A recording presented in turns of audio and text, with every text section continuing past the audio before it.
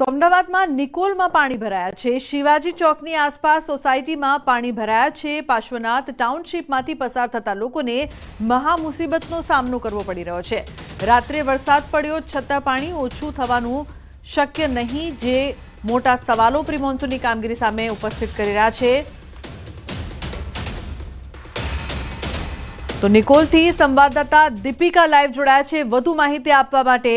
દીપિકા, જે પ્રકારથી નિકોલની અત્યારે જે પરિસ્થિતિ જોવા મળી રહી છે, સમગ્ર નિકોલમાં કહી શકાય કે પાણી જ પાણી જોવા મળી રહ્યું છે, શું વધુ અપડેટ સમગ્ર વિસ્તારની?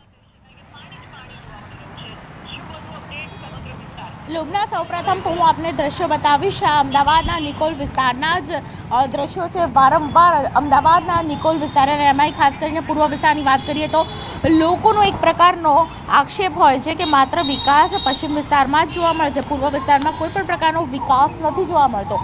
અને આ વાત છે તે બિલકુલ આમાં જે પાણી ભરાયેલા છે તે વાત સાચી સાબિત કરે છે। ગઈકાલે રાત્રે જે પ્રકારે અમદાવાદ શહેરની અંદર સમગ્ર અમદાવાદ શહેરની અંદર વરસાદ વરસ્યો, તેમાં પૂર્વ વિસ્તારમાં આપ જોઈ રહ્યા છો નિકોલ વિસ્તારના દ્રશ્યો કે જ્યાં શિવાજી ચોક પાસે અહીં પાણી ભરાયેલી પરિસ્થિતિની અંદર વિદ્યાર્થીઓથી લઈને તમામ મોટી ઉંમરના લોકો છે તેથી પસાર થઈ રહ્યા છે। અહીં જે પ્રકારની પરિસ્થિતિ છે, છેલ્લા 4 કલાકથી પાણી ભરાયેલા છે। બેન, આ પાણી ભરાયેલા છે, દર વખતે આવા પાણી ભરાય છે? અમે તો પહેલી વાર જ આવ્યા। પહેલી વાર આવ્યા છો? હા, શું બોલો?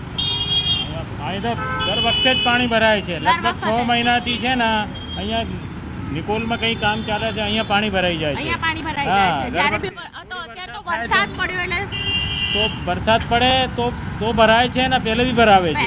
હા, એ કેનાલના લીધે શું તકલીફ છે, શું એનો ફોલ્ટ છે, દર વખતે પાણી ભરાઈ જાય છે। આ પરિસ્થિતિને લઈને તમે કોઈને જાણ કરી, ક્યાં ગયા, કોઈને કોર્પોરેટરને ખબર છે આ વિશે?